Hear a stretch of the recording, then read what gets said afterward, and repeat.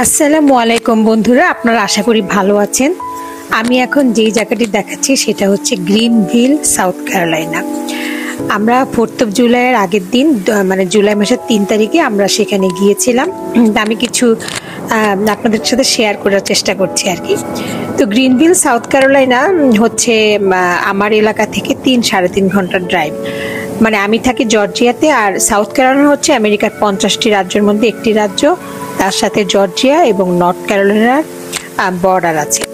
তো গ্রিনভিল শহরটি হচ্ছে নামের সাথে শহরটিরও মিল আছে, মানে সবুজের সমারোহ, চারিদিকে সবুজ গাছগাছালি, সবুজ ঘাসগুলা মনে হচ্ছে যে গালিচা। আর বর্তমানে আমেরিকান জরিপে এসেছে গ্রিনভিল এটা হচ্ছে একটা বসবাসের জন্য খুব ভালো একটা শহর। তো আমরা যেতে যেতে সেখানকার সৌন্দর্য উপভোগ করছিলাম, সেই পুরানা দিনের গির্জা, তারপরে কিছু পুরানা দিনের এলাকা, নতুন পুরানো মিশানো আর কি। আর এই যে আপনারা দেখেন যাওয়ার পথটি দুই পাশে গাছ, মাঝখানে রাস্তায় একটাও কোথাও কোনো ময়লা নেই, একদম পরিষ্কার, মনে হয় যে কেউ এখানে সকালবেলা এসে পরিষ্কার করেছে। আর আরেকটা কবরস্থান নজরে পড়লো, গ্রিন সবুজে ঘেরা। আর দেখেন কি রেসপেক্ট, সেই কবরটার উপরে একটাও কোনো ময়লা নেই, প্রত্যেকটা হেড স্টোনে একটা ফুলের তোড়া আছে। আমার মনে হচ্ছে এটা অনেক পুরানো কবর, এখন কবর এখানে দেয় না। তো আমরা ওইখানে প্রথমে আমাদের ডেস্টিনেশন ছিল একটা বন্ধুর বাসায়, এরপরে আমরা গেলাম সেই গ্রিনভিল ডাউনটাউনে। সেখানে একটা ফলস আছে আর পার্ক আছে, সেটা দেখা হচ্ছে আমাদের মেইন অ্যাট্রাকশন। সেই ফলসটার নাম হচ্ছে রিডি রিভার ফলস, আর পার্কটার নাম হচ্ছে ফলস পার্ক অ্যাট রিডি। সো পার্কটা আসলেই খুবই সুন্দর, আমি সাধারণত এরকম দেখিনি। এটা নাকি আমেরিকার অ্যাওয়ার্ড উইনার ক্যাটাগরির পার্ক আর কি। শহরের মাঝখানে একটা জলপ্রপাত, তার জলপ্রপাতের চতুর্দিক দিয়ে বাগান, ফুল বাগান। তারপরে সেখানে যে লাল একটা বিল্ডিং দেখা যাচ্ছে, এটা হচ্ছে অপেরা হাউস। এখানে সামারে কোনো অ্যাক্টিভিটিস হয়, লোকজন এখানে এই যে লাইনে দাঁড়িয়ে আছে লোকজন। আর জলপ্রপাতটি একটা সাসপেনশন ব্রিজের কাছে দাঁড়ালে সব দেখা যায়, পানির সেই শব্দ শোনা যায়। আপনারা যদি শুনতে পান একটু, এখানে একটা অনেক দাঁড়িয়ে থাকাটাই রিল্যাক্স আর কি। তো এই ফলস সম্বন্ধে একটু বলি, একটু আমি এই শব্দটা আপনাদের শোনাতে চাচ্ছি ফলসের।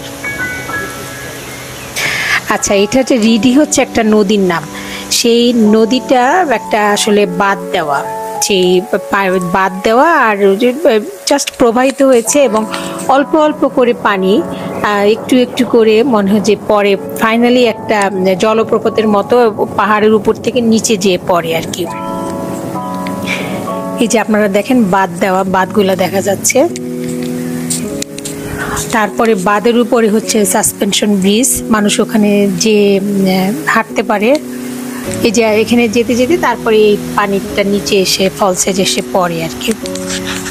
তো সব আসলে ফলসটা তো আগেই ছিল, কিন্তু পার্কটা পরে রিনোভেশন করা আর কি। এটা 90s এর দিকে শহরটাকে রিনোভেশন করে পার্কটাকে একটা সিটির মাঝখানে নিয়ে আসে। আর এই যে উপরে সাসপেনশন ব্রিজ, মানুষজন চলাফেরা করে। আর শহরটা মেনলি হচ্ছে এটা ইন্ডাস্ট্রিয়াল মিল ছিল, টেক্সটাইল মিল ছিল আর কি, মানে কটন আর কাপড়ের একটা ফ্যাক্টরি ছিল। আগে আমেরিকা এক সময় কটনের জন্য খুব বিখ্যাত ছিল, সুতা বানাতো আর কাপড় বানাতো, কিন্তু এখন ওইসব বিলীন হয়ে গিয়েছে। এখন এসব শহরে দেখা যায় না, কোনো শহরে এসব নেই। আর এখানে কফি শপ, পাব, আর তাছাড়া আরেকটা জিনিস আমি অনুধাবন করলাম, এখানে চারুকলার জন্য খুব বিখ্যাত।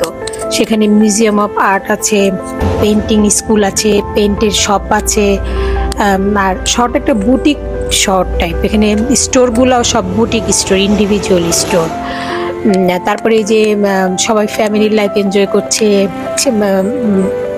টিনেজরা বসে আছে, সাইকেল চালাচ্ছে। আমেরিকাও ফ্যামিলি লাইফ মানুষ এনজয় করে। তারপরে আমরা ওইখানে ঘোরাফেরা করার পর একটা সময় আমরা পার্কের ভিতরে অনেকক্ষণ সময় কাটালাম, আবার ফলসের ওখানে যাই। তারপরে ওখানে বসার জায়গাও আছে। তো এক সময় আমরা ওইখান থেকে ঘুরে বাইরে চলে আসলাম আর কি। ওই বাইরে এসে রাস্তার ওইখানে দেখলাম একটা হলুদ রঙের বাড়ি, সেটাও একটা পুরানা কলোনিয়াল বাড়ি। এই ধরনের বিল্ডিং এখন আমেরিকায় বানায় না, সেটা সেই খুব পুরানা সময়ের বাড়ি। বর্তমানে এটা একটা রেস্টুরেন্ট, এখানে নাকি অ্যাপয়েন্টমেন্ট করে যেতে হয় আর কি। তো তখন ওটা বন্ধ ছিল আর কি আমরা যখন গেলাম। আর এটা পার হয়ে গেলে এই যে বাগানের দিকে চলে যেতে হয় আর কি।